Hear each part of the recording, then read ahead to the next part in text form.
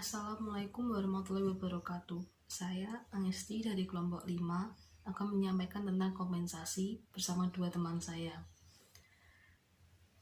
Saya Angesti Putri Nalarati, NIM 2019 10 10 12. Kompensasi sangat berarti atau sangat diperlukan bagi dunia kerja khususnya. Seseorang yang bekerja di perusahaan atau suatu organisasi membutuhkan timbal balik atau kompensasi atas apa yang telah dikerjakannya selama berdedikasi di organisasi atau perusahaan tersebut. Berikut akan saya sampaikan kompensasi menurut para ahli. Menurut Hasibuan, kompensasi adalah pendapatan yang berbentuk uang, barang, langsung atau tidak langsung yang diterima karyawan oleh perusahaan. Kompensasi diberikan oleh karyawan sebagai imbalan atas apa yang telah dikerjakannya. Kompensasi berbentuk uang artinya kompensasi dibayar dengan sejumlah uang kartal kepada karyawan. Kompensasi berbentuk barang artinya kompensasi dibayar dengan barang. Kompensasi menurut Handoko.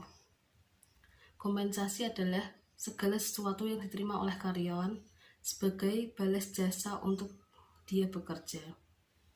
Program-program kompensasi juga penting untuk perusahaan, mencerminkan upaya organisasi untuk mempertahankan SDM dari perusahaan tersebut.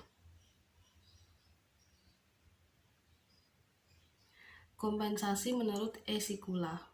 Kompensasi merupakan sesuatu yang dipertimbangkan sebagai sesuatu yang sebanding.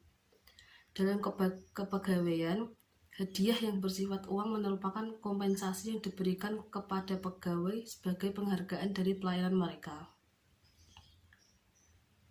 Pemberian kompensasi yang wajar, adil, akan memberi keuntungan karyawan untuk tetap bekerja sesuai aturan yang ada, dan perusahaan mendapat karyawan yang bermutu, memiliki produktivitas kerja yang baik, sesuai dengan tujuan perusahaan. Asas dan tujuan kompensasi. 1. Asas kekompakan kerjasama. Dengan diberi kompensasi, akan terjadi kekompakan kerja antara, misal, atasan dengan bawahan. Karyawan melakukan pekerjaan dengan baik, dan atasan harus membayar apa yang telah karyawan kerjakan. 2. Kepuasan kerja. Karyawan bisa memenuhi kebutuhannya dengan kompensasi yang diberikan. Karyawan mendapat tambahan fasilitas untuk memenuhi kebutuhan saat bekerja di perusahaan. Jadi perusahaan memberi kepuasan kerja seperti makan, tempat parkir, kendaraan dari perusahaan, dan lain-lain. 3. Motivasi. Kompensasi yang diberikan disertai kesepakatan yang telah ditetapkan dari perusahaan kepada karyawan. Motivasi sendiri bisa muncul dari karyawan, misalnya tingkat produktivitas seseorang bisa memengaruhi kelompok kerja di suatu organisasi atau perusahaan tersebut. 4. Stabilitas karyawan. Dengan pemberian kompensasi dan prinsip yang adil dan wajar, memberi stabilitas karyawan semakin menaik untuk produktivitas kerjanya semakin baik dan bermutu. 5. Disiplin.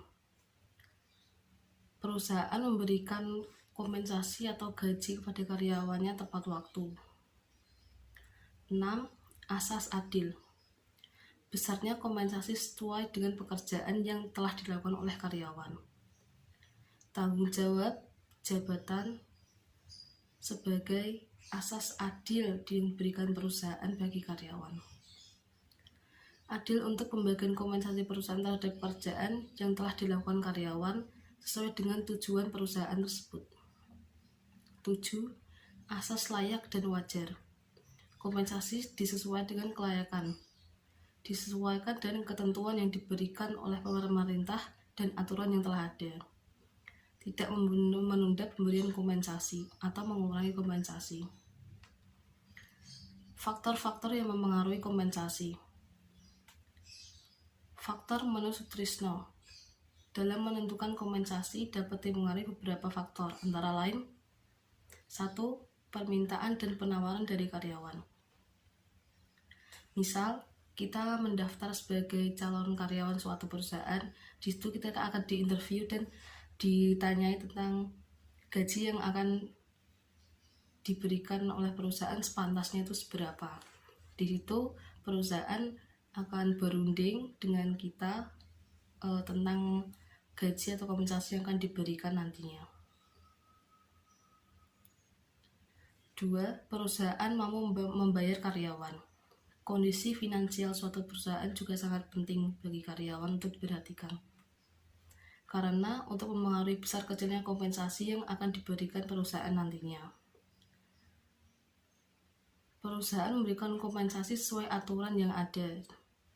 Misal dari pemerintah, dari kesepakatan perusahaan dan karyawan. 3. Prestasi kerja karyawan.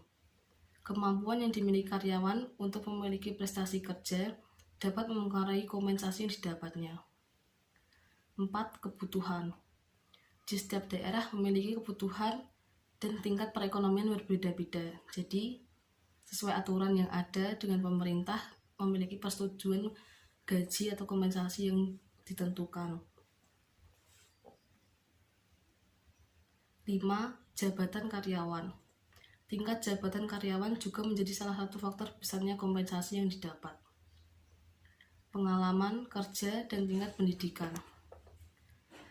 Semakin kita berpengalaman dan memiliki tingkat pendidikan yang tinggi akan memudahkan kita untuk mendapat tempat yang lebih tinggi di perusahaan dan mendapat gaji atau kompensasi yang besar. 7. Pemerintah memberi peraturan-peraturan bagi perusahaan untuk memberi kompensasi yang adil dan layak sesuai daerah perusahaan berdiri, karena perekonomian di suatu daerah itu berbeda-beda. Dengan peraturan yang dikeluarkan oleh pemerintah tersebut akan mendapat perlindungan atau hak yang pantas bagi pekerja. 8. Faktor motivasi. Sikap yang mempengaruhi untuk menghadapi situasi kerja yang bisa berubah-ubah sewaktu-waktu. Motivasi untuk menggerakkan diri karyawan untuk mencapai tujuan dari perusahaan. Meningkatkan produktivitas dengan memberi motivasi dengan mendatangkan motivator, karyawan berprestasi, memberi dampak positif bagi karyawan lainnya.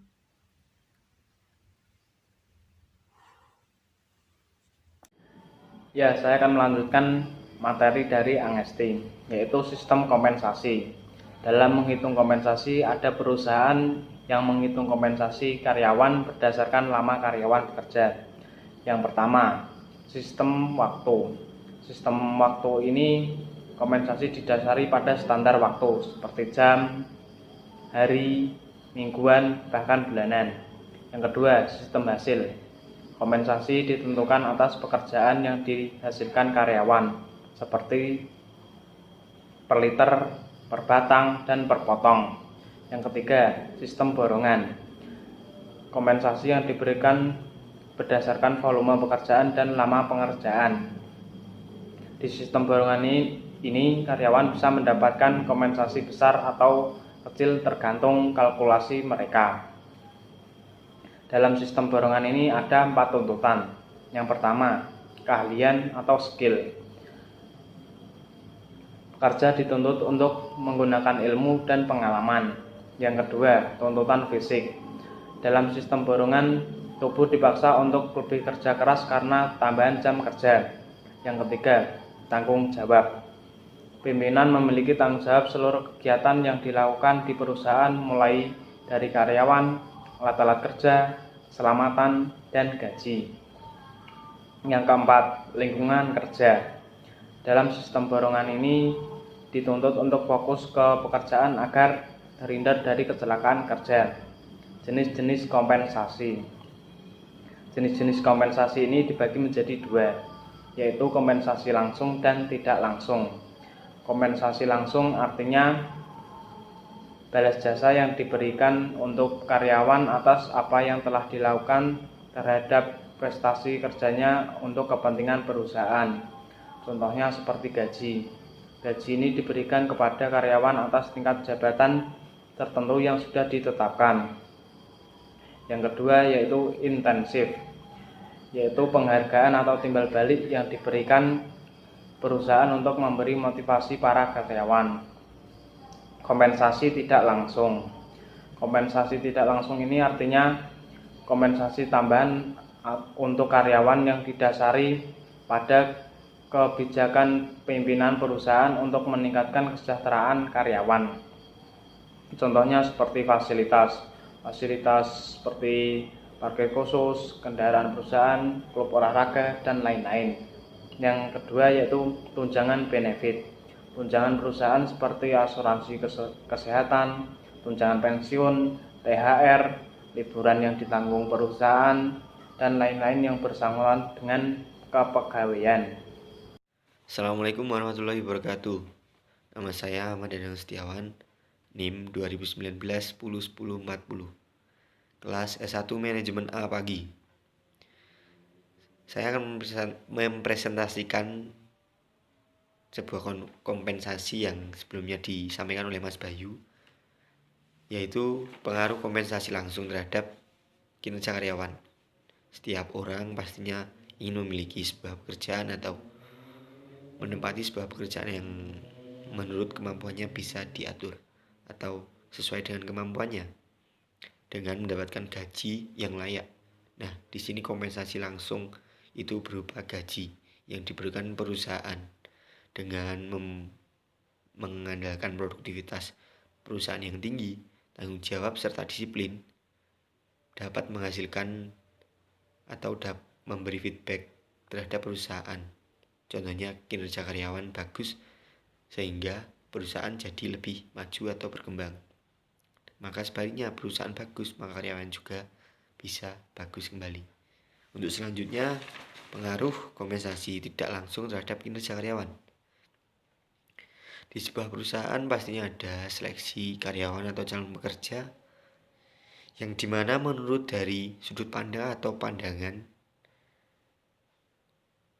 yang mampu mengambil alih sebuah profesi atau satu bidang yang dibutuhkan. Kompensasi tidak langsung ini berupa bonus. Bonus yang diberikan oleh perusahaan dapat memberikan feedback pada karyawan juga perusahaan. Feedback dari bonus ini adalah karyawan menjadi lebih semangat lagi atau mungkin bisa tambah nyaman dalam perusahaan ini, sehingga bisa saling berkontribusi memajukan perusahaan atau mengembangkan sebuah perusahaan yang dimana perusahaan tersebut bisa menjalankan itu semua. Untuk selanjutnya, kinerja karyawan. Menurut Simantoro, kinerja kerja adalah keberhasilan yang mampu dicapai atau mampu mencapai titik finish atau tujuan yang diharapkan. Lalu untuk mengetahui dalam menjalankan kegiatan atau pekerjaan di sebuah perusahaan itu berpengaruh juga terhadap kinerja karyawan dan hasil.